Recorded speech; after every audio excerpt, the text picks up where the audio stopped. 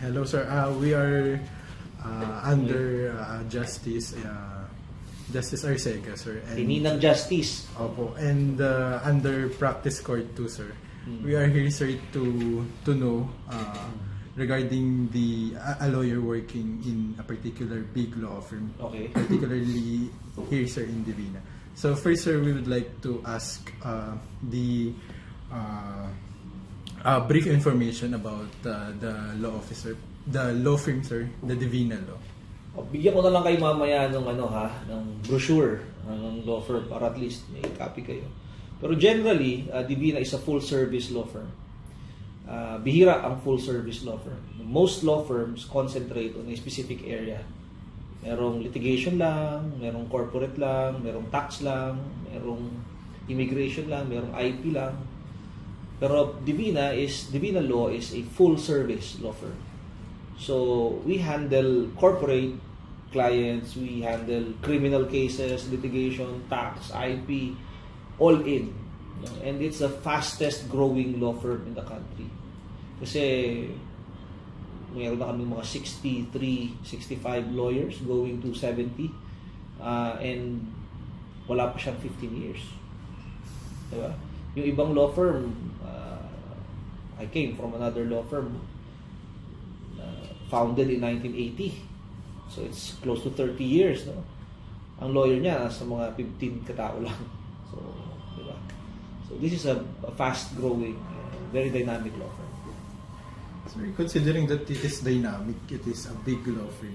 How can a newly passed lawyer from Bulacan State be part of Divina Law, sir?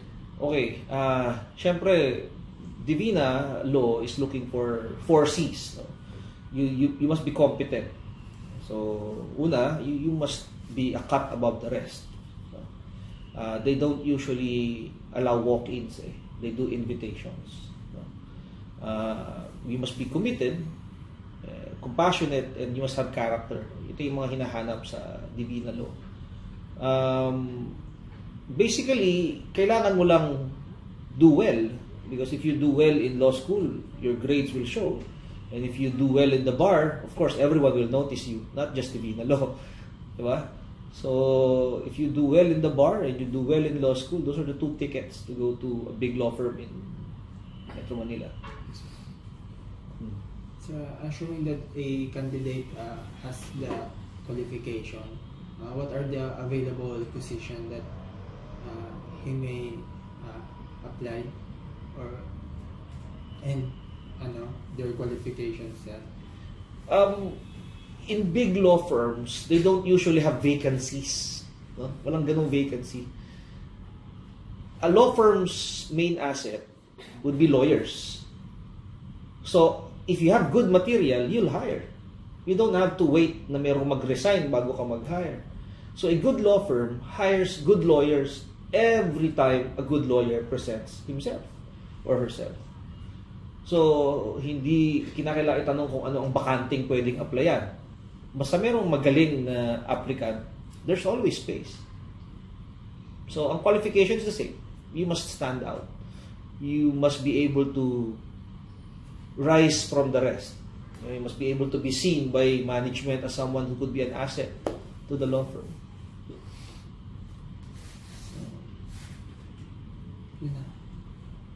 Sir, we are comparing the different law firms, the small and the medium and the like this big firm. What are the financial benefits that we can receive as a lawyer in your firm? Well, the starting salary in Divina Law is the highest in the industry. No? I know that for a fact because I came from another law firm. So I came from Pekka Bar, that's Ponce Enrile, Cayetano Law Office. And the starting salary there is around 75 to 80,000. Here it's 100 for a newly minted associate. So that's big in any industry. 3 years of working in Divina Law, that would add up to around 150 monthly. For a partner, then you get profit sharing. So you get around 200 basic and then profit sharing. So meaning whatever is left at the end of the year, it's divided among the partners. Depende sa rank mo. If you're a senior partner, a name partner, for example, there's only one name partner, Nilo Divina, and then the rest are senior partners. I'm a senior partner. And then you have junior partners. So they divide the loot among themselves. Every quarter, Divina gives bonuses. It's called PS, profit share. So even a young associate, kahit hindi partner, nagkaka-bonus every quarter. Depende yun sa collection. So if you're assigned to a case, and that case would do well, nanalo, client pays up, you get a percentage of the collection. So the more you win, the more you get. If you don't win, you don't work, you don't get anything except the basic salary. So it's a very competitive environment. The packages depend on your status, your rank, and your ability to win cases and bring in clients. Other than that, we have free medical, we have free lunch, free breakfast, we have a gym, free parking. There's an annual tour out of the country every year. This year, we're going to Greece for the whole firm. Diba? So talagang it's a way to entice people to go to firms. So in career advancement, sir, from associate, what are you are also No, I did not pass through. I used to be an associate in Pecabar. I stayed there for 16 years. So I went up from junior associate to senior associate to partner, senior partner, and I became managing partner of Pecabar. I was the top honcho for 4 years, 5 years. Then I left Pecabar and moved here as senior partner. Sir, how does the Divina Law Firm charge its client? Most major law firms charge by time. It's called time charges. So the name partner is 8,000 per hour. Any fraction of an hour is 1 hour. So if you talk to him less than 1 hour, you'll still be charged with 8,000. So that's how we charge. A senior partner is 7,000. A junior partner is 6,000 per hour. A senior associate is 5,000 and a junior associate is 3,000 per hour. So imagine if you ask one of our lawyers to assist you in a case.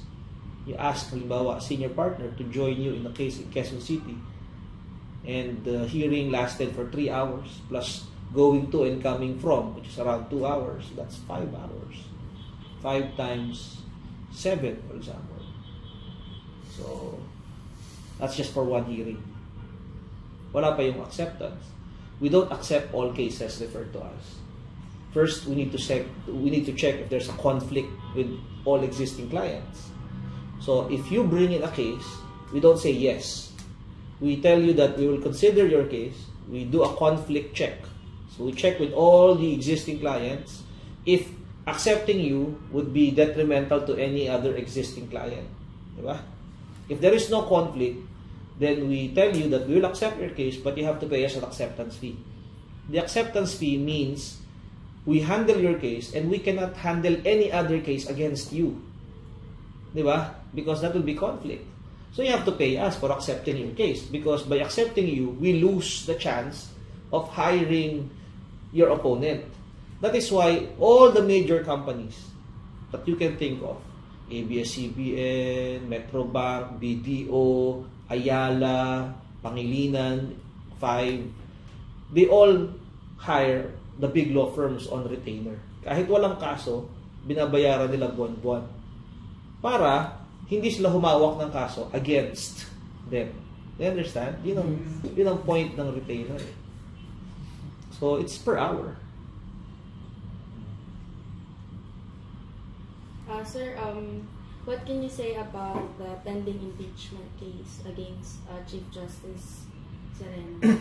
Impeachment or the co-warranto? The impeachment. Impeachment. Well, the impeachment is a political process. The grounds may be shallow. It's basically not filing enough SAL-Ns.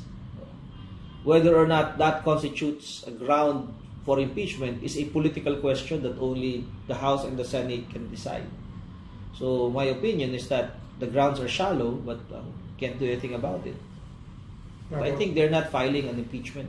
They haven't filed an impeachment case. It's still in the House. How The would trial is in the Senate. The House hasn't filed it in the Senate. the co-warranto, sir? Quo warranto is an action to question the qualification of one who was appointed or elected to an office. The grounds are that the person to whom you're filing a quo warranto against is not qualified.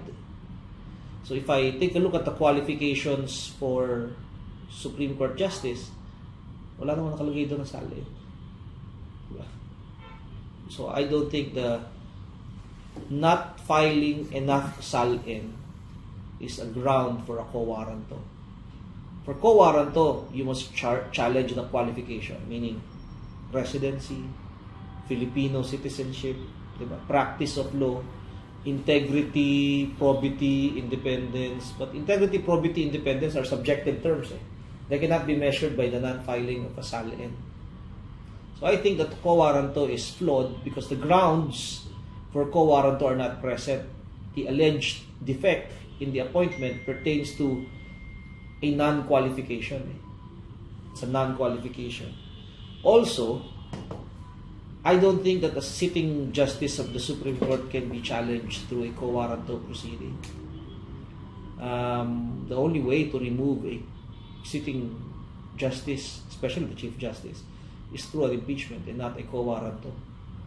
Some argue that the President and the Vice President, impeachable officers, can be removed through quo warranto. The answer is yes, because the Constitution allows it. Quo warranto and impeachment are checks and balances. The President, the Vice President, although they are impeachable, can also be removed by quo warranto through the judiciary. So it's a check on the executive. Diba? It's a check on the executive. Members of the Supreme Court can also be removed by impeachment. By whom? Congress. So it's a check on the Supreme Court by Congress. How about members of Congress? Oh, they can be sent to jail.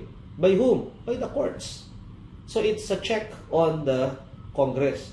Now you're telling me that the justices of the Supreme Court can remove one of them? They will check on themselves? That's not how checks and balances work. So if you want to remove a member of the Supreme Court, it has to be through the checks and balances created by the Constitution, and that's through impeachment. Imagine if they can choose to remove one of their justices. My God, that's very chaotic.